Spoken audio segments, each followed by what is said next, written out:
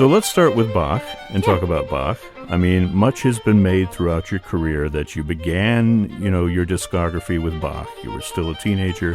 You took on these incredibly challenging, partitas and sonatas, but this is sort of the sequel to all of that. It's a sequel, and it's also closing a loop. I've been doing solo Bach for most of my performing life. I learned my first two movements of solo Bach, the Siciliano and Presto from Sonata No. 1, which is on the album. I learned those from my first full recital when I was 10, so I started preparing for that when I was 9. And as a result, I've been playing this solo repertoire, adding to it and revisiting it for close to 20 years now. 30 years. Sorry, yeah. Close to 30 years. Time flies. And that's how long it's been in my life. And I didn't even realize that I was also inundated with Bach as a much younger child, because my dad took piano lessons at one point, and he was working on one of the two-part inventions. And I didn't even realize that it was Bach. It was just a two-part invention. That's the title that I knew. When I then started taking piano lessons, I learned the same one. So I just had Bach in my head all along. He also used to sing in choirs, and so we would listen to recordings of the B minor Mass and the vocal works at home. I just think that Bach's music is so wide-ranging, it covers so many emotions, and these particular pieces, the solo sonatas and partitas, they're polyphonic. They have these different voices, different lines you can follow. It's almost like when you look at a painting, then you notice that there are maybe the painter painted a tree, and in the bark of the tree there are animals that are hidden, and then in the leaves there are shapes that are hidden. It's all those different layers that show up in his writing for solo instruments. And in the violin works, it's particularly poignant because often he has different voices on different strings. And so you can kind of trace it as a performer, you can trace what he's doing where, and use the different timbres of the violin to bring out the expressive aspect of this particular writing technique. The emotions are really quite varied. I find it meditative to play the music because it just draws me into its own flow of expression. And I feel like for the audience as well, no matter what the circumstance or what the space I'm playing in, somehow the Bach changes a room. It draws people in. It also allows them to have their own space when listening, to explore their own thoughts and their own reactions. I don't know how he did it, but it's pretty miraculous.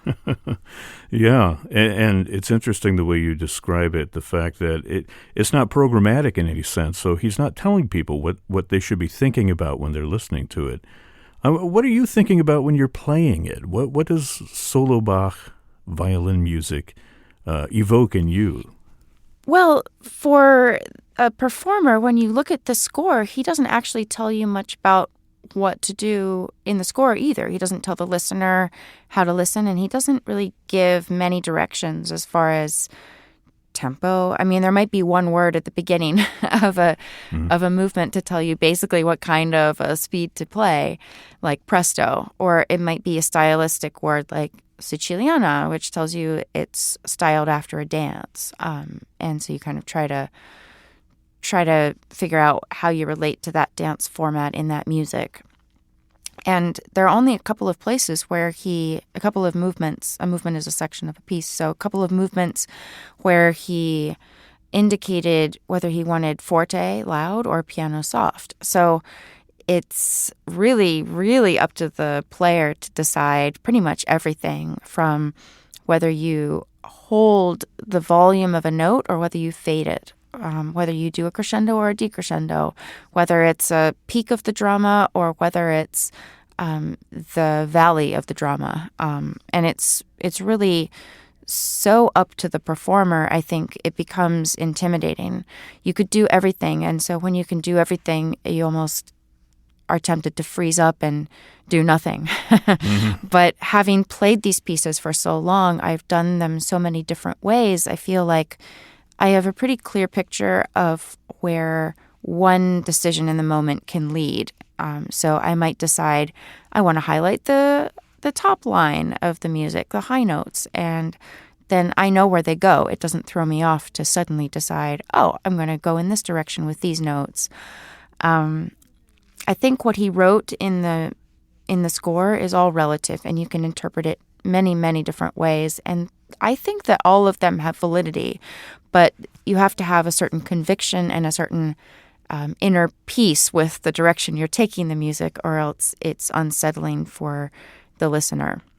You talk about the music of Bach in such emotional terms, but also there's a lot of technical stuff going on there. And I'm wondering, is your approach more intuitive for you, or do you think consciously about the technical challenges of the piece as you go into it?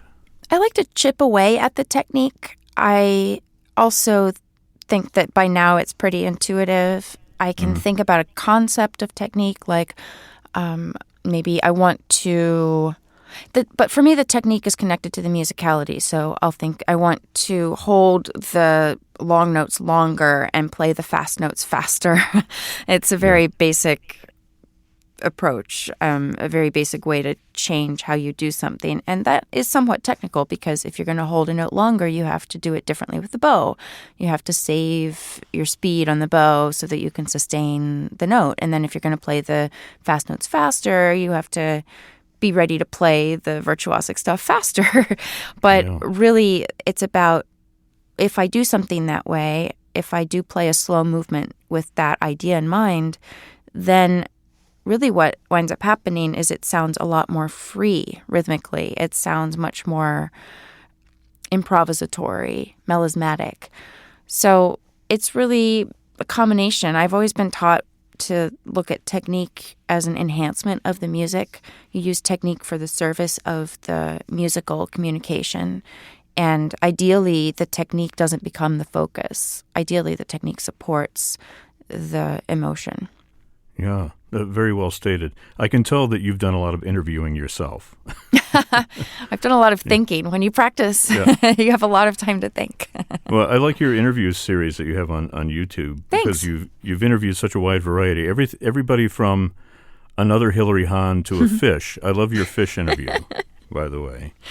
Yeah, I like, actually, when I get a chance to interview people or fish that I spend time with, because I feel like when you talk to someone in the course of normal interactions, when you're working together, when you're just crossing paths, you talk about certain things and you make certain assumptions about them and about what they're thinking, how they approach things.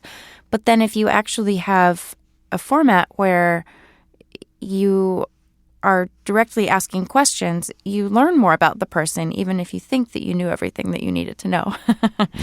They frame it a little bit differently. So I find it really interesting to talk with people in those different contexts. Well, I usually ask violinists to talk a little bit about their violin, but I think in your case, literally, the violin case seems to get more attention than the violin. And I read an interview with you not too long ago where you talk about your violin case, which has its own social media accounts. But on Instagram and Twitter. Yeah. You say it's a portable office. What do you keep in your violin case besides a violin? Well, the violin case, it supports the violin in a sense. So it has strings and rosin and all of the little tiny tools needed to maintain things that I can maintain on my violin. And also a shoulder rest, because I play with a shoulder rest. It's the thing that clamps onto the back of the violin to fill the space between your chin and your shoulder. And what else? Music. I always have my earrings and necklaces in there because the violin case is a pretty protected place for things to be, and those don't take up a lot of space. So I keep those in the outer pocket. And anything essential. Well, if folks want to engage with your violin case, they can do that on Instagram and Twitter. It's @violincase. Great way to remember that. And if folks want to learn more about you, they can just go to your website, right? HilaryHahn.com. Yeah, a lot of great stuff there, including fan art, which I think is a great thing to kind of browse through and look at all the different pictures of you that have been drawn by, I'm assuming, folks of varying ages. Yes, that's something that people just started doing on their own, and then I started seeing an opportunity to collect them and feature them. So also on Facebook, Facebook/Hilary Hahn, we have a feature there with featuring fan art every Friday. So it's nice to be able to kind of be reminded of all of the things people have so generously given and shared with their creative process. I really love finding out about people's creativity, and this is a really nice way for me to see how the fans and concert goers also engage in creativity in their spare time. No, that's wonderful. Well, and you're certainly giving back in the form of your own music and have been for a long time. This album is forthcoming from Decca Classics. Hilary Hahn plays Bach, Sonatas 1 and 2, and the Partita No. 1. Hilary, thanks so much for speaking with us here on FM 91. Thank you. It's been a pleasure.